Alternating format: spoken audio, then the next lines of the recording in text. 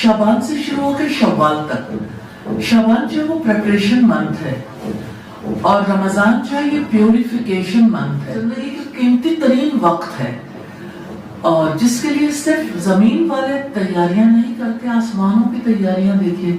अल्लाह के रसूल सल्लल्लाहु अलैहि वसल्लम ने फरमाया जब रमजान की पहली रात आती है जन्नत के दरवाजे खोल दिए जाते हैं। यू नो कि जन्नत जमीन पर नहीं है तो चीज कहाँ आई? ऊपर। रब है जो चांद को भी बनाने वाला है, वो आपका भी रब है, वो मेरा भी रब है। एक दुआ में अपलिफ्टिंग की कितनी बड़ी दौलत है। Spiritual uplifting. मौसम बदल गया और जैसे बाहर मौसम बदला है ऐसे ही दिलों का मौसम भी बदलने वाला है और नया मौसम जो शुरू हुआ अल्हम्दुलिल्लाह ये नेकियों का मौसम बहार है और हम सब उसके इस्तिक़बाल के लिए और उसके बारे में बातचीत के लिए जमा हुए। अल्लाह सुब्हानहू व तआला आपकी ज़िंदगियों को खैर और बरकत से भर दे, आफियत और सलामती में रखे। अल्लाह ताला आपको अपनी हिफाजत में रखे और हर शर से बचा के रखे और नेकियों के मौसम बहार से हम सबको खूब नफा उठाने की तौफीक दे। आमीन सुम्मा आमीन।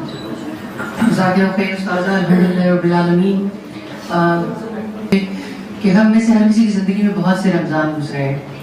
किसी के 20, किसी के 30, किसी के 40, किसी के 50, किसी के 60, यानी इतने रमज़ान हम अपनी ज़िंदगी में देख सके। और ये अल्लाह ही बेहतर जानता है कि अल्लाह ताला इंशाअल्लाह ऐसा करते हैं। हमको उम्मीद है कि इस रमज़ान को भी हमारी ज़िंदगी में आए क्योंकि ज़िंदगी के फैसले उस रब के हाथ में है और अल्लाह ताला हमें एक ऐसा रमज़ान गुजारने की तौफीक दे जिसमें वाकई हम उस हदीस के मिस्ताक हो सकें कि जब हम अल्लाह ताला की रज़ा खुशनुदी को पा जाए। और जी सब जानते हैं कि ये नेकियों का मौसम बहार है। इंसान की और मुसलमानों की अब भी एक जो तलब होती है, एक जो लगन होती है, पूरे साल रमज़ान का इंतज़ार रहता है और जाने के बाद ये भी रहता है कि बहुत जल्दी चला गया और फिर एक नया इंतज़ार शुरू हो जाता है। बहुत सारी नेकियों को इख्तियार करना, अडॉप्ट करना बहुत आसान होता है और बहुत सारी बुराइयों को छोड़ देने के लिए भी एक रूम मिल जाता है। इंसान जब बदन की ग़िज़ा जो हम खा के पूरी करते हैं उसके लिए जब टाइम बहुत सारा आगे पीछे बढ़ जाता है तो आपके पास रूह की ग़िज़ा के लिए वक्त डिफरेंट हो जाता है। लोगों की तिलावत में, अल्लाह ताला से ताल्लुक़ में, सदका खैरात में, अपनी ज़ाती नेकियों को बढ़ाने के लिए, ज़ाती खूबियाँ पैदा करने के लिए हमेशा हम इसे कहते हैं सब्बान ऑफ ट्रेनिंग। अगर आप 30 डेज इस ट्रेनिंग पैटर्न को अच्छा यूटिलाइज कर लेते हैं तो यकीनन हम अल्लाह के हाथों से रूबरू होते हैं। लेकिन बहरहाल बहुत सारी हमने पिछले साल एक सीरीज की थी जिसमें रमज़ान में के बहुत से एंगल्स देखे थे कि रोज़ा इंसान को सब्र सिखाता है, रोज़ा इंसान को शुक्र सिखाता है और इतना लॉजिकली आपने एक्सप्लेन किया था एक एक चीज़ को कि बच्चों को अगर सब्र सिखाना है, शुक्र सिखाना है, अल्लाह ताला से ताल्लुक़ बिल्ड करना तो बड़ा अच्छा टाइम है। अभी भी इंशाअल्लाह स्पिरिचुअल हीलिंग के सेशन में जब हम इसीलिए इकट्ठे होते हैं कि हम अपनी रूह की ग़िज़ा के लिए, रूह की आबियारी के लिए जो चीज़ें, जो टिप्स लेते हैं, जो सोच की बेहतरी के लिए जो चीज़ें लेते हैं, जो अपनी शख्सियत के अंदर लाने के लिए लेते हैं, तो रमज़ान तो सबका पीक मोमेंट हो गया उस्ताज़ा। और आप जिस तरह से मैं कह रही हूँ कि इस दफ़ा माशाल्लाह 2-3 जगहों पे पहले भी इत्तेफाक हुआ कि इस्तक़बाल रमज़ान की बात करने का, तो आपने शाबान को बड़ा डिफरेंटली कनेक्ट किया, रमज़ान को क्या सोच के गुजारने इस दफ़ा बड़ा डिफरेंटली कनेक्ट किया। और फिर रमज़ान के बाद हमारे तौर तरीक़े कैसे होने चाहिए इस पर भी आपने बात की। अगेन मेरा ये सवाल है कि रमज़ान का चाँद देखते ही या उससे पहले आने वाला, अब तो कुछ चंद दिन बाकी रह गया, आधा शाबान गुजर गया और आधा शाबान अभी भी बाकी है। रसूल तक किस तरह से स्पिरिचुअल अपलिफ्टिंग के लिए काम करते थे इन दिनों में, और फिर जब रमज़ान का चाँद नज़र आएगा तो उसमें हम कहाँ कनेक्शन जोड़ते हैं अपने अंदर से? जज़ाकल्लाह खैर। पहली चीज जो मैं वाज़ेह करना चाहती हूँ वो ये कि ये सीजन ट्रांसफॉर्मेशन का सीजन है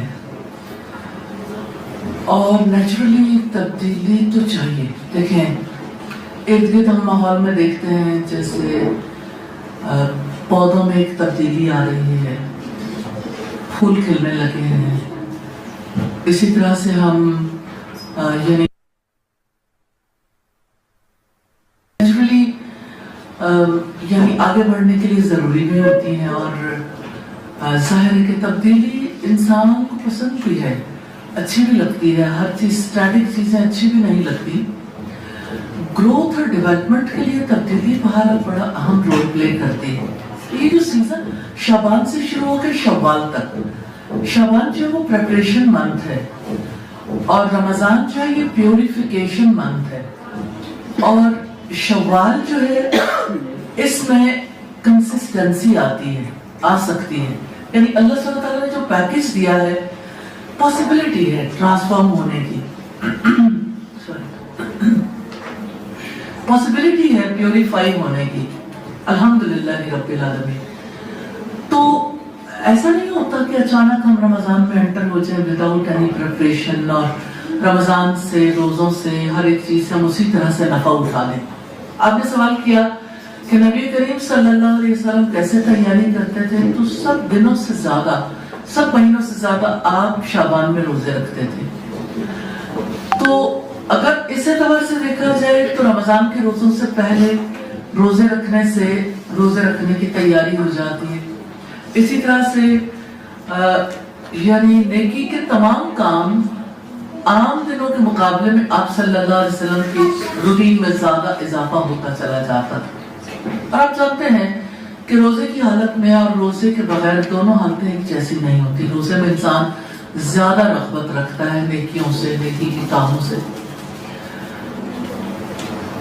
ہم کیا کر سکتے ہیں اس مہینے کے آنے سے پہلے، کیا پریپریشن کریں؟ یہ تو آپ جانتے ہیں کہ یہ منتھ آف قرآن ہے. عام طور پر قل بفضل اللہ وبرحمتہ، کہہ دو کہ یہ اللہ تعالیٰ کے فضل اور اس کی رحمت سے ہے. فبذلک فلیفرحوا هو خیر مما یجمعون. اسی طرح سے چاہیے کہ لوگ خوشیاں منائیں، کیونکہ قرآن ان ساری چیزوں سے بہتر ہے جو لوگ جمع کرتے ہیں. اسی طرح سے زندگی کی قیمتی ترین وقت ہے، اور جس کے لیے صرف زمین والے تیاریاں نہیں کرتے، آسمانوں کی تیاریاں دیکھیے. اللہ کے رسول صلی اللہ علیہ وسلم نے فرمایا جب رمضان کی پہلی رات آتی ہے جنت کے دروازے کھول دیے جاتے ہیں. یو نو کہ جنت زمین پر نہیں ہے، تو چینج کہاں آئی؟ اوپر. جہنم کے دروازے بند کر دیے جاتے ہیں، چینج کہاں ہے؟ آسمانوں پر. سرکش شیاطین کو جکڑ دیا جاتا ہے جو ہر طرف ہوتے ہیں. آسمانوں کے راستوں پر بھی ہم جانتے ہیں کہ وحی کے نزول کے وقت شیاطین کس طرح چکر لگا کے دیکھ رہے تھے کہ آخر کیا ایسا سلسلہ ہو گیا کہ سارے آسمانوں کے دروازے بند کر دیے گئے. اس کا مطلب ہے کہ آسمان کے دروازوں تک ان کی رسائی تو ہے. تو آپ صلی اللہ علیہ وسلم نے فرمایا کہ ایک ندا دی جاتی ہے، اے نیکی کے طلبگار آگے بڑھ، ارے برائی کے طلبگار باز آ جا. اب آپ امیجن کریں کہ ایک چینج ہے جو پوری یونیورس میں آل اوور چینج آتی. اچھا، اور یہ آج کی بات نہیں کہ امت محمدیہ کے لیے یہ چینج. اب ماضی میں جائیے، ہسٹوریکلی دیکھیے. مسند احمد کی روایت رسول اللہ صلی اللہ علیہ وسلم نے فرمایا کہ صحف ابراہیم تب نازل ہوئے جب رمضان کی پہلی رات تھی. تورات تب نازل ہوئی جب 6 دن گزر چکے تھے. انجیل تب نازل ہوئی جب رمضان کے 13 دن گزر چکے تھے. زبور تب نازل ہوئی جب رمضان کے 18 دن گزر چکے تھے. اور قرآن تب نازل ہوا جب رمضان کے 24 دن گزر چکے تھے. ہسٹوریکلی ایک ہی مہینہ ہے جس مہینے میں اللہ سبحانہ تعالیٰ کی طرف سے پیغامات زمین والوں کے لیے آتے رہے. اس کا مطلب ہے یہ ہسٹوریکلی یہ مہینہ خاص رہا ہے. اور پھر آپ دیکھیں کہ نزول قرآن کی رات بھی اس مہینے کی ہے. اللہ سبحانہ تعالیٰ نے فرمایا اِنَّا أَنزَلْنَاهُ فِي لَيْلَةِ الْقَدْرِ، بے شک ہم نے اس کو لیلۃ القدر میں نازل کیا. وَمَا أَدْرَاكَ مَا لَيْلَةُ الْقَدْرِ، تم کیا جانو کہ لیلۃ القدر کیا ہے؟ لیلۃ القدر خیر من الف شہر، لیلۃ القدر 1000 مہینوں سے بہتر ہے. تو اس سے یہ بھی پتا چلتا ہے کہ اس کی ایک رات اتنی ویلیوبل ہے کہ ہماری گنتی کے اعتبار سے صرف یہ کہا گیا 1000 months से ज्यादा बेहतर है। अब ज्यादा कितना, 1,00,000 महीने या 1 करोड़ महीने, इन्फिनिट छोड़ दिया अल्लाह सुब्हानहू तआला ने कि मिनिमम लेवल पे ये देख लो कि एक एवरेज एज क्या होती है। एवरेज एज से कहीं ज्यादा, यानी 82 years और 4 months मेरा ख्याल बनते हैं अगर 1000 महीनों को भी देखना है, लेकिन इससे ज्यादा। यानी आप अगर अपनी जिंदगी में बगैर कुछ और किए सिर्फ इबादत करें और इस महीने में अल्लाह सुब्हानहू तआला का जिक्र करें, उस रात में, और कोई और काम ना करें, तो तब भी 1000 महीने अगर कोई इंसान ऐसे बिजी रहना चाहे, एक रात में बिजी नहीं रह सकता, गुजा के 1000 महीने पे यानी उसे मिल जाए और वो इतनी ज्यादा इबादत कर सके। तो अल्लाह ताला कहते हैं कि देखो इसकी वैल्यू जांचना चाहते हो, वैल्यू जो जांचो, इसकी एक रात की कितनी बड़ी वैल्यू है। रसूलुल्लाह सल्लल्लाहु अलैहि वसल्लम ने फरमाया कि आप इस रात को आखिरी हिजरे की ताक रातों में तलाश करो, 21वीं, 23वीं, 25वीं, 27वीं और 29वीं। अब ये इतना बरकतों वाला वक्त जब शुरू होता है तो हम आज के दिन पर जरूर देखेंगे कि हमें स्पिरिचुअली किस तरह से ये डेवलप करता है, हील भी करता है, अपलिफ्ट भी करता है। मिसाल के तौर पर आपने बात की चांद के हवाले से, ऐसा हो सकता था कि जैसे हमारे जनवरी या फरवरी है या इसी तरह से दीगर मंथ्स हैं, तो किसी महीने की किसी एक डेट से रमजान के रोजे शुरू हो जाते और इसी तरह से उसी खास डेट पे क्लोज हो जाते, कोई एक महीना मुख्तस हो जाता। अल्लाह सुब्हानहू तआला ने इस उफक की निशानियों के साथ अच्छा मुताल्लिक कर दिया कि आप चांद देख के रोजा रखोगे, चांद देख के ही इफ्तार करोगे, यानी ईद भी आएगी तो चांद देख के। आप इमेजिन कर सकते हैं कि अल्लाह सुब्हानहू तआला के इस प्रोग्राम में स्पिरिचुअल अपलिफ्टिंग के लिए कितना बड़ा चांस है। हर इंसान की नजरें आसमान की तरफ लगाती है। आसमान पे कौन है? एक बच्चे से भी हम सवाल करते हैं, वो भी जवाब देता है। जब हम उससे कहते हैं अल्लाह ताला कहाँ है, तो ऊपर की तरफ उंगली उठाता है कि अल्लाह सुब्हानहू तआला अपने अर्श पर मुस्तवी है। तो देखिए कि हर एक्शन के साथ कितनी खूबसूरतियां, कितनी ज्यादा भलाइयां और खैर जुड़ी हुई। और मुझे ऐसा फील होता है, यानी रसूलुल्लाह सल्लल्लाहु अलैहि वसल्लम ने फिर जो मजीद अपलिफ्ट करना सिखाया, चांद देखने की दुआ है, अल्लाहुम्मा अहिल्लहु अलैना बिल अम्नि वल ईमान वस्सलामती वल इस्लाम रब्बी व रब्बुकल्लाह। जस्ट इमेजिन, अरब के रहने वाले वो इंसान जो अल्लाह के पैगंबर थे, अल्लाह सुब्हानहू तआला ने कितनी फरासत दी थी, कितनी हिकमत अता की थी, जिन्होंने किसी इंसान से कोई लेसन नहीं लिया। अल्लाह सुब्हानहू तआला ने इतना बड़ा मकाम जो दिया, यूं ही नहीं। आप कहते हैं अल्लाह इस चांद को अमन वाला, ईमान वाला बना देना, सलामती वाला, इस्लाम वाला बना देना। अब अगर इन वर्ड्स पे गौर करें, कौन है जिसको पीस नहीं चाहिए? अरबों के यहाँ छोटी छोटी बातों पे झगड़े होते थे, घोड़ा बांधने पे, पानी पीने पे, लाने पे। 1700 वॉर्स का तस्करा मिलता है अरबों के तारीखी रिकॉर्ड में, इतनी जंगें में। और आप कहते हैं कि या अल्लाह इस चांद को अमन वाला, ईमान वाला बना देना। अमन जमीन पर है और ईमान का ताल्लुक तो आसमान वाले से जाके जुड़ता। सलामती वाला, सलामती कितनी बड़ी दौलत है। जब इंसान सलामत होता है ना, तो उसे अंदाजा नहीं होता, उसकी सलामती में खलल आता है तो वो कहता है मेरे साथ क्या हो गया, ये मेरे साथ क्यों हो गया। तो सलामती वाला, इस्लाम वाला बना देना। और आखिरी अल्फाज है, ए चांद तेरा रब भी अल्लाह है और मेरा रब भी अल्लाह है। रिलेशन देखिए कहाँ जाके जुड़ा। रब है जो चांद को भी बनाने वाला है, वो आपका भी रब है, वो मेरा भी रब है। एक दुआ में अपलिफ्टिंग की कितनी बड़ी दौलत है। स्पिरिचुअल अपलिफ्टिंग, इंसान को कहां से जमीन से मट्टी, गोश्त, लहू से उठा के कहां तक ले जाके खड़ा कर दिया। کہ اے چاند تیرا رب بھی اللہ ہے اور میرا رب بھی اللہ ہے، یعنی تو بھی اس کے حکم کا پابند ہے اور میں بھی اس کے حکم کا پابند۔ تجھے بھی اللہ نے ڈیزائن کیا، تیرا کریٹر بھی وہی ہے اور میرا کریٹر بھی وہی ہے۔ تو نے سبمٹ کر دیا تو اس کا مطلب پتہ کیا ہے کہ چاند کی تو ٹوٹل سبمیشن ہے، نو ریزسٹنس۔ تو میرا رب بھی تو اللہ ہے، تو مجھ سے بھی تو یہی مطلوب ہے کہ میں total submission and no resistance کی لائن پہ آ جاؤں۔ رمضان میں یہی دولت ہمیں نصیب ہوتی ہے، ریزسٹنس ختم ہوتی ہے۔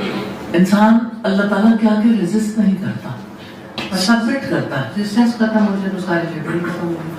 جی، ایگوئسٹک ہوتا ہے نا انسان، تو وہ زیادہ ریزسٹ کرتا ہے۔ اور جس وقت ایک انسان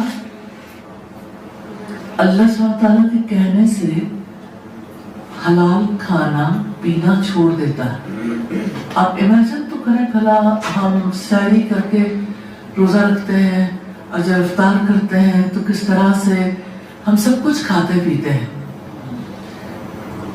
حلال ہے۔ اللہ سبحانہ تعالیٰ حلال سے روک کے ہمیں سکھانا کیا چاہتے ہیں؟ اگر روزے کی اس بات پہ بھی غور کرنا چاہے تو اللہ تعالیٰ یہی تو چاہتے ہیں، صوم اور سیام۔ سیام ماہ سیام یعنی روزوں کا معنی ہے، یا روکنا، روک لگانا۔ روزہ روکتا ہے نا کھانے پینے سے، لیکن کیا کھانے پینے سے روکنا مطلوب ہے؟ اگر ایسا ہو تو پھر افطار بھی نہ ہو، پھر سارا سال بھی روک۔ اللہ سبحانہ تعالیٰ یہ چاہتے ہیں کہ انسان ریئلائزیشن کی سٹیٹ میں آئے، اس کو یہ یقین آ جائے کہ اللہ کے حکم سے میں حلال چیزیں تو چھوڑ سکتا ہوں، تو اس اللہ کے حکم سے میں حرام بھی چھوڑ سکتا ہوں۔ اللہ تعالیٰ سے کیا چھڑوانا چاہتے ہیں جو ہماری فطرت کے مطابق نہیں ہے؟ مثال کے طور پر دیکھیے، رسول اللہ صلی اللہ علیہ وسلم نے فرمایا کہ جو روزہ رکھنے کے باوجود جھوٹ بولنا نہیں چھوڑتا، اللہ تعالیٰ کو اس کی بھوکا پیاسا رہنے کی کوئی ضرورت نہیں، کیونکہ باقی تو بھوک پیاس ہے۔ تو روزے سے پھر مطلوب کیا ہے؟ ایول اور بری عادات کو، بیڈ ہیبٹس کو چھوڑ دینا۔ انسان کو سوٹ نہیں کرتی نا، انسان جو بھی غلطی کرتا ہے، گناہ کرتا ہے، برے اخلاق کا شکار ہوتا ہے، اس کی روح کے اوپر اتنا ہی پریشر بڑھتا جاتا ہے، وہ سٹریسڈ ہوتا ہے، کیونکہ اللہ سبحانہ تعالیٰ نے انسان کے اندر اپنی روح پھونکی تو اس کے اندر وہ گھٹن آتی ہے۔ یہی گھٹن ہے جو آہستہ آہستہ انگزائٹی، سٹریس بڑھتا ہے اور انسان ڈپریشن کی طرف چلا جاتا ہے۔ اس کا مطلب یہ نہیں ہے کہ ہر ڈپریشن والا فرد جو ہے وہ اسی وجہ سے ڈپریشن میں جاتا ہے۔ مراد یہ ہے کہ انسان کو انگزائٹی اور سٹریس لے جاتا ہے، اور گناہ جو ہے نا یہ انسان کے اندر یہ چیزیں لے کے آتے ہیں، اور غلطی کا احساس ہے۔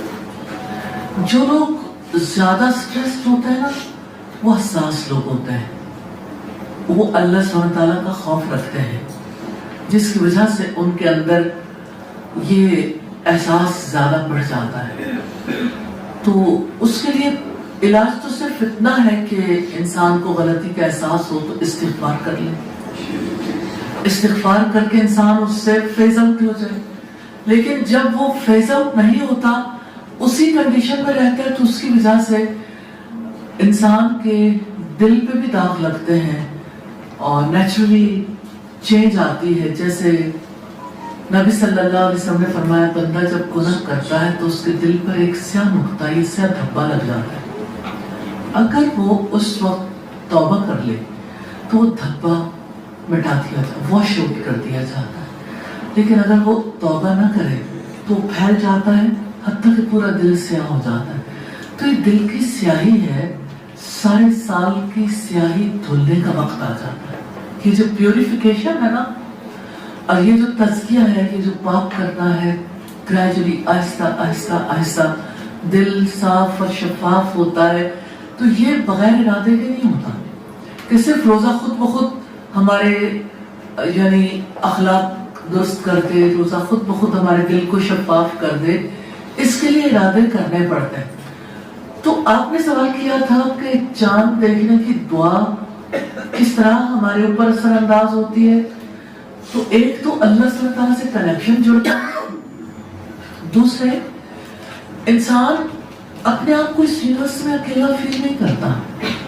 ایک کریٹر کی طرف توجہ کر کے اپنے ڈیزائنر کی طرف کائنات کی دوسری جو اللہ صلی اللہ تعالیٰ کی تخلیقات ہے, مخلوق ہے, اس کے ساتھ بھی ریلیشن جوڑا ہوا ہے کہ آپ کا میرا رشتہ یہ ہے کہ آپ بھی اللہ کے ڈیزائن, اللہ کی مخلوق ہو, میں بھی اللہ کی کریشن. تو آپ نے سبمٹ کر لیا, I have to submit. جزاک اللہ خیر. بہت ہی خوبصورت ایکسپلینیشن تھی. بس آپ میں سے کوئی بھی سوال پوچھنا چاہے وہ آ سکتا اور سوال پوچھ سکتا ہے الحمدللہ. ایک چیز جو آپ نے بہت سالوں میں ہمارا کانسیپٹ درست کیا, اور میں ضرور ابھی دیکھ رہی تھی رمضان شہر القرآن کو بھی, تو آپ ہمیشہ, ہم سمجھتے تھے جب ہم چھوٹے تھے کہ رمضان روزوں کا مہینہ, بس آئیں گے روزے رکھیں گے, سحر و افطار ہوگی, کچھ فیملی سیلیبریشنز ہوتی ہیں, کچھ عبادات ہوتی ہیں. لیکن اتنی پیاری بات جو میں نے آپ سے سیکھی کہ رمضان قرآن کا یہ اس وجہ سے روزے رکھوائے گئے. تو یہ ایک عام تاثر ہے جو پایا جاتا ہے وہ کہ روزہ رکھنا ہے, لیکن میں چاہتی ہوں اس کو ضرور آپ ایکسپلین کریں. رمضان اور قرآن کے اس کنیکشن کا روزے سے جو تعلق ہے اسے واقعی سمجھنے کی ضرورت ہے. دیکھیے اللہ تعالیٰ یہ کہتے ہیں کہ اللہ کے فضل اور اس کی رحمت پر آپ خوشیاں منائیں. تو خوشیاں منانے کا طریقہ یہ ہے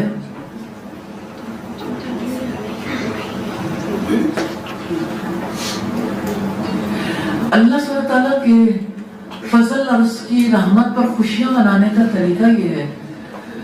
عام طور پر ہم جب کبھی کوئی خوشی کا موقع ہوتا ہے تو ہم کھانا کھلاتے ہیں, پارٹی کرتے ہیں, لوگوں کو انوائٹ کرتے ہیں, سب مل کے یعنی اس کو سیلیبریٹ کر کے خوش ہوتے ہیں. لیکن اللہ تعالیٰ نے نزول قرآن پہ کھانے پینے پہ پابندی لگا دی, تو انسان تو کھانے پینے کے ساتھ زیادہ خوش رہتا ہے. تو اتنی یونیک قسم کی سیلیبریشن کی یعنی ہمیں کیا ضرورت تھی, ہماری اس کی وجہ سے ہمیں کیا ملتا ہے. تو میں جو روزے کی فرضیت کی آیت ہے وہ ضرور آپ کے سامنے رکھنا چاہتی ہوں. اللہ سبحانہ تعالیٰ نے فرمایا یا ایھا الذین آمنوا کتب علیکم الصیام, اے ایمان والو تم پر روزے فرض کیے گئے, کما کتب علی الذین من قبلکم, جیسا کہ تم سے پہلے لوگوں پر فرض کیے گئے تھے, لعلکم تتقون, تاکہ تم متقی بن جاؤ. یعنی روزہ فرض کرنے کا اصل مقصد یہ ہے کہ آپ متقی بن جاؤ. اب بات یہ ہے کہ نزول قرآن کے مہینے میں متقی بننے کے چانسز کیا ہیں اور تقوی کیا ہے. میں ایک دفعہ پھر ایکسپلین کرنا چاہوں گی کیونکہ بہت دن کے بعد آج دوبارہ مل رہے ہیں کہ تقوی کہتے ہیں اللہ سبحانہ تعالیٰ سے ثواب کی امید رکھتے ہوئے, اس سے یہ ہوپ رکھتے ہوئے کہ مجھے ریوارڈ دے گا میرے اس عمل پر. نیکی کے کام اس یعنی اس امید کے ساتھ کرنا, اس ہوپ کے ساتھ کرنا تقوی ہے. اور اللہ سبحانہ تعالیٰ کے عذاب کے خوف سے, اس فیئر سے کہ کہیں اللہ تعالیٰ ناراض نہ ہو جائے یا مجھے پنشمنٹ نہ مل جائے, اس کام سے رک جانا جس سے اللہ تعالیٰ نے روکا ہے. تو یہ پنشمنٹ اینڈ ریوارڈ کو ذہن میں رکھ کے ایک انسان جب اللہ تعالیٰ کی اطاعت کرتا ہے تو یہ تقوی ہے. تو اللہ تعالیٰ یہ کہتے ہیں کہ روزوں کی وجہ سے آپ متقی بن جاؤ گے. آپ کے ذہن میں پنشمنٹ اینڈ ریوارڈ کی بات رہے گی. اچھا, اب یہ دیکھا جائے تو روزے کے بارے میں جو حدیث ہے, نبی کریم صلی اللہ علیہ وسلم نے فرمایا کہ اللہ تعالیٰ فرماتے ہیں الصوم لی وانا اجزی بہ, روزہ میرے لیے, میں ہی اس کی جزا دوں گا. یعنی وہ کسی ترازو میں تولا نہیں جا سکتا, کوئی ایسا پیمانہ نہیں ہے انسان جس کو سمجھ سکے کہ کتنی بڑی جزا ہے اس کی. تو ہم اللہ صلی اللہ تعالیٰ سے ہی اس کی جزا کی توقع رکھتے ہیں. اور آپ سوچئے کہ جس وقت ہم روزہ افطار کرتے ہیں تو افطار کے وقت یعنی ایک ٹھنڈا پانی جو ہے نا وہ ہمارے اوپر کیا یعنی اثر ڈالتا ہے، کتنا زیادہ ہم اسے اس وقت انجوائے کرتے ہیں.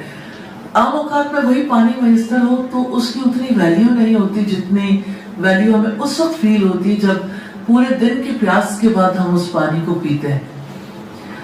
تو رسول اللہ صلی اللہ علیہ وسلم دعا کرتے تھے نا، مسنون دعا ہے روزہ کھولنے کی، ذهب الظمأ وابتلت العروق وثبت الاجر انشاءاللہ تعالی، کہ پیاس چلی گئی، رگیں تر ہو گئی اور اجر ثبت ہو گیا انشاءاللہ تعالی. تو اللہ کے رسول نے یہ سکھایا کہ روزے پہ اس بھوک اور پیاس پہ جو اللہ تعالیٰ کے لیے عمل کیا گیا، اللہ سے اجر کی امید رکھنی ہے. تو یہ اجر کی امید رکھنا روزہ سکھاتا ہے. اور روزہ جو ہے وہ ہمیں ہر وقت اللہ سبحانہ تعالیٰ سے کنیکٹڈ رکھتا ہے. جیسے دیکھیں ایک چھوٹا بچہ بھی ہے، اس کو اگر کہیں کہ بیٹا ابھی آپ چھوٹے ہو اور ابھی آپ ہاف ڈے کا روزہ رکھ لو، تو وہ کھولنے کے لیے ریڈی نہیں ہوتا کہ اگر بڑے لوگ افطار کے وقت کھولیں گے تو مجھے بھی افطار کے وقت ہی کھولنا ہے. کوئی تنہا ہو، شدت کی پیاس، شدت کی بھوک وجود، اسے کوئی بھی چیز استعمال کرنے کے لیے کنونس کر سکے، کیونکہ ہر وقت خیال آتا ہے میں روزے سے. روزہ کس کے لیے؟ اللہ تعالیٰ کے لیے. عام زندگی میں اپنے ہر عمل کے بارے میں انسان اتنا کانشیس نہیں ہوتا جتنا روزے کے بارے میں انسان کانشیس ہوتا ہے. تو روزہ جو ہے وہ دراصل انسان کو متقی بناتا ہے، اور متقی کو ہی اللہ کی کتاب کی ہدایت ملتی ہے. جیسا کہ اللہ سبحانہ تعالیٰ نے فرمایا ذَلِكَ الْكِتَابُ لَا رَيْبَ فِيهِ هُدًى لِّلْمُتَّقِينَ، یہ کتاب ہے جس میں کوئی شک نہیں، یہ متقیوں کے لیے ہدایت ہے. تو گائیڈنس اسے ملتی ہے، پڑھ تو سب سکتے ہیں لیکن فائدہ وہ اٹھا سکتا ہے جو متقی. تو روزہ تقویٰ کے لیے ہیلپ کرتا ہے، اور اللہ سبحانہ تعالیٰ نے قرآن مجید کی سیلیبریشن کے لیے روزے اسی لیے رکھوائے تاکہ متقی بن کر اللہ کی کتاب سے فائدہ اٹھا سکیں. خاص جو کوشچن ہے تھوڑا سا فقہی سوال ہے، کیا ہم فقہی سوال پہلے لے لیں زکوٰۃ کے حوالے سے؟ ابھی جو موضوع چل رہا ہے نا، مجھے ایسا لگتا ہے کہ سوال ہم اینڈ میں پوچھ لیتے ہیں تاکہ ایک ٹیمپو کریٹ ہوا ہے. اگر اس کے علاوہ فقہی سوال کے علاوہ سوالات رمضان کے حوالے سے اگر جیسے یہ ہے کہ رمضان لیلۃ القدر کی راتوں میں نازل ہوا، تو یہ تھوڑا سا میرے ذہن میں یہ آتا ہے کہ رمضان قرآن پاک کو 23 سال کے عرصے میں نازل ہوا، تو کیا جو ابتدائی آیات تھی وہ نازل ہوئی تھی، یا اس کے بارے میں ذرا تھوڑا اگر آپ کر لیں. قرآن مجید آسمان عزت سے آسمان دنیا پر رمضان کی رات میں نازل ہوا تھا. پھر وقت اور حالات کے مطابق تھوڑا تھوڑا یا زیادہ نبی کریم صلی اللہ علیہ وسلم پر نازل ہوتا رہا، اور 22 سال اور کچھ مہینوں میں یہ مکمل ہوا.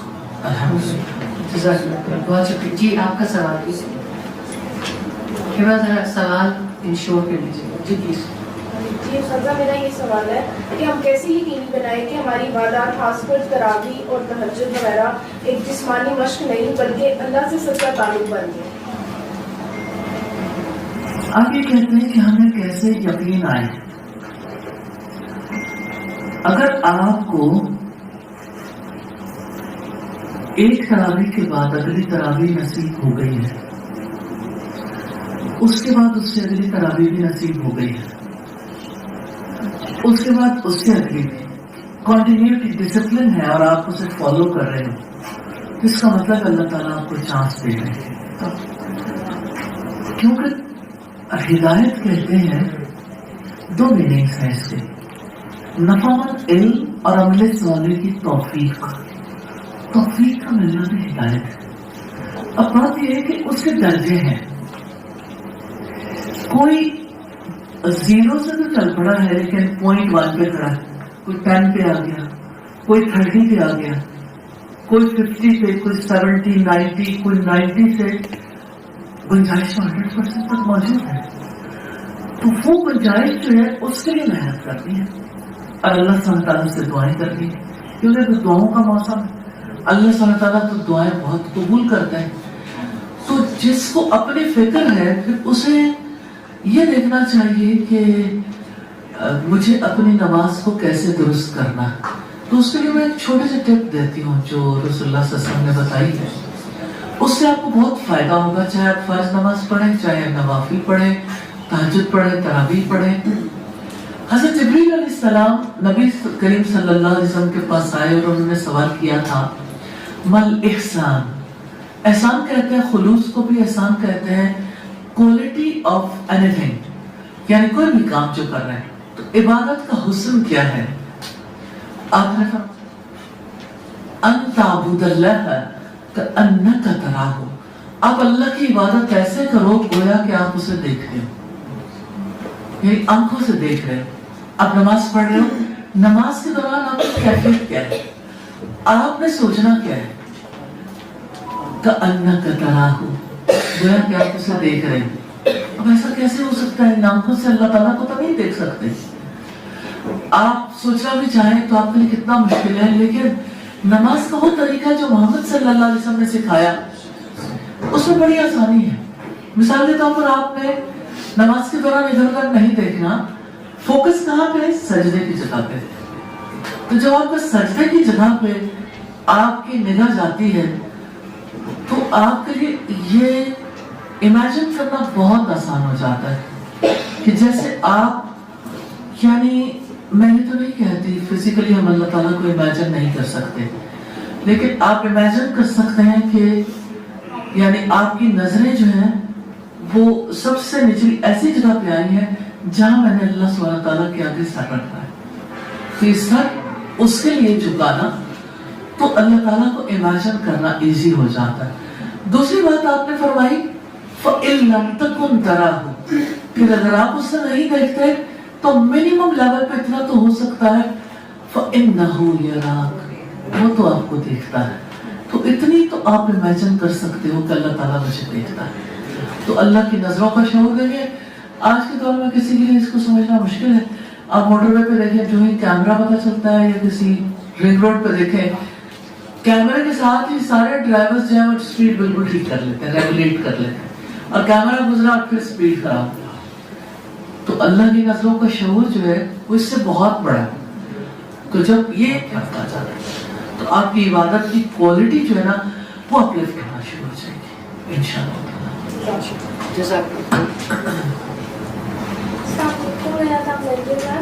میں بھی 10th grade میں پڑھ رہی ہوں اور آگے رمضان میں ہی ہمارے پری بورڈز اور بورڈز آ رہے ہیں۔ میرا یہ سوال ہے کہ ہم اپنی پڑھائی اور عبادت کو کیسے بیلنس رکھیں، آپ کچھ ٹپس اور مشورے بتائیں۔ دو باتیں ہیں، بڑا اہم سوال کیا، اور ظاہر ہے کہ بچوں کی مشکلات بھی ہیں۔ پہلی بات تو یہ ہے کہ بسنت کو تو پورے پنجاب میں چھٹیاں ہو جائیں، اور رمضان آئے تو بچوں کے بورڈ اور پری بورڈ ہونے شروع ہو جائیں۔ تو what is this nonsense؟ یہ طریقہ کار تو ٹھیک نہیں ہے۔ اللہ ہمیں توفیق دے دے کہ جیسے بسنت منائی جا رہی ہے ویسے کبھی رمضان کی رونقیں بحال ہو جائیں۔ مجھے ایسا لگتا ہے کہ بسنت کے ساتھ رمضان کو نہیں ملانا چاہیے۔ وہ ملانا تو نہیں چاہیے، لیکن اس کی وجہ یہ ہے کہ بسنت تو یعنی ہمارے مذہب کا حصہ نہیں ہے نا، یہ تو غیروں کا تہوار ہے، اور اگر آپ اس کی ہسٹری میں جائیں تو آپ کو بڑی حیرت ہوگی کہ یہ تو یعنی خصوصی طور پر لاہور کی سرزمین پر ہی منانے کے لیے ہمارے دشمنوں نے کام کیا تھا۔ تو ہم تو کسی یعنی یہ تو کسی اور چیز کو ڈپکٹ کر رہا ہے، ہماری ذہنی غلامی اور تولی طور پر کسی اور جگہ پر کھڑے ہیں۔ We have to think کہ ہم اپنی جنریشنز کو کیا دینے جا رہے ہیں۔ اس کا یہ مطلب نہیں کوئی پولیٹیکل پارٹی ہے یا کوئی کسی کا نظریہ ہے، مجھے اس سے غرض نہیں ہے، مجھے صرف یہ ہے کہ بسنت اسلامی ہے یا نہیں، بسنت کا تعلق کس سے ہے۔ ٹھیک ہے، اگر میری بیٹی نے سوال کیا ہر موٹر سائیکل والے کو سٹک دی جا سکتی ہے تو ہمارے بچوں کو رمضان آنے پہ بورڈ کے پیپرز آگے پیچھے نہیں کیے جا سکتے ہیں، تو اس کے لیے تو کوئی ایسا فیصلہ بھی نہیں کرنا۔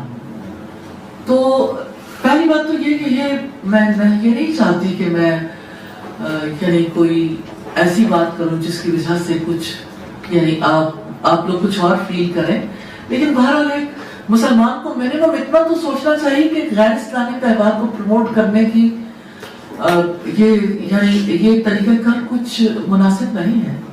ہم میں سے ہر ایک جو خاموش ہے، غیر جانبدار ہے، تو اللہ کے رسول نے فرمایا من تشبہ بقوم فہو منہم, جو کسی قوم کی مشابہت اختیار کرتا ہے وہ ان میں سے. کل کو ہماری اولادیں ہندوؤں اور سکھوں میں سے اٹھائی جا رہی ہیں, تو we have to think. اچھا دوسری بات جو ہے نا بیٹا, جیسے ایگزامز آتے ہیں تو ماں باپ تو اپنے بچوں کے پیچھے ہوتے ہیں, بیٹا یہ کھا لو, بیٹا یہ کر لو, یہ کر لو. بچے کھانے سے ویسے ہی بھاگ رہے ہوتے ہیں, اور روزے کی وجہ سے برکت بھی ہو جائے گی, اللہ سبحانہ تعالیٰ کی طرف سے آسانی ہوگی. بس یہ ہے کہ آپ کے لیے تراویح میں تھوڑا سا جو ہے ٹائم دینے میں تھوڑا سا جو ہے وہ اس میں آپ لوگوں کو فیل ہوگا, لیکن اس کی برکت بہت ہوگی. اس میں یہ ہے کہ آپ چلیے کچھ تراویح پڑھ لیں, کچھ پڑھ لیں, باقی یہ کہ جس دن یعنی نیکسٹ ڈے مارننگ میں پیپر ہے اس دن چلے تھوڑا سا جو ہے وہ اس میں اگر کمی بھی ہو گئی, لیکن عام راتوں میں تو اسے جاری رکھیں, اور پھر جب ختم ہو جائے تو پھر زیادہ اچھے طریقے سے. بورڈز ہیں اس دفعہ ویسے بورڈ ایگزام گورنمنٹ نے کی ہیں, رمضان کے بعد کی ہیں, پھر ان کے درمیان میں گیپ نہیں دیا, ایسے ہی جی یہ ہماری پری بورڈز کی جی پری بورڈز ہیں جو اسکولس خود لے رہے ہیں. دیکھیں پری بورڈز بھی ہونا تب بھی بچوں کے لیے اتنا ہی ڈیفیکلٹ ہے, ان کے لیے اتنا ہی زیادہ مشکل ہے. انوائرمنٹ تو نہیں کرتا نا پھر. ہماری عرب دنیا میں تو رمضان میں چھٹیاں ہو جاتی ہیں, اور ایکچولی رمضان میں چھٹیاں ہونی چاہیے, بچوں کو بھی تھوڑا سا اتنا ہی موقع ملنا چاہیے. یہ سیزن ہمارے لیے موسٹ امپورٹنٹ ہے. اور اس میں استاد ہم ڈسکشن کر رہے ہیں کہ جب آپ رمضان کی آپ کی اسپرچویلٹی انہینس کرتی ہے, تو obviously ابھی کیونکہ میری ایک ساتھی یہاں بیٹھی ہیں, انہوں نے مجھے کل بھی میسج کیا جانے سے پہلے بھی کیا کہ بسنت پہ ضرور, اور وہ آپ نے موقع دے بھی دیا. تو میں سوچتی ہوں کہ اچھا ایسے تمام ایونٹس کے بعد آپ اسپرچولی کتنے ڈرین ہو جاتے ہو, آپ تھوڑا اوپر جانے پہ کتنی محنت کرتے ہو, اور اچانک یہ چیز کبھی بھی انسان کو اسپرچولی تو ڈرین کرتی ہے, آپ کچھ بھی کہیں. کل فائزہ مجھ سے کہہ رہی تھی کہ اچھا کیا فرق پڑتا ہے اگر میں سوال پوچھ رہی ہوں تو میں دوسرے اینڈ پہ جا کے ضرور پوچھتی ہوں. تو وہ یعنی یہ کہتے اس سے کیا ہے, تھوڑا بہت بچے فن کر لیں تو فن ویسے بھی ہو سکتا ہے, لیکن کچھ چیزیں ایسی ہوتی ہیں جس کا کوئی یعنی کوئی نفع نہیں ہے.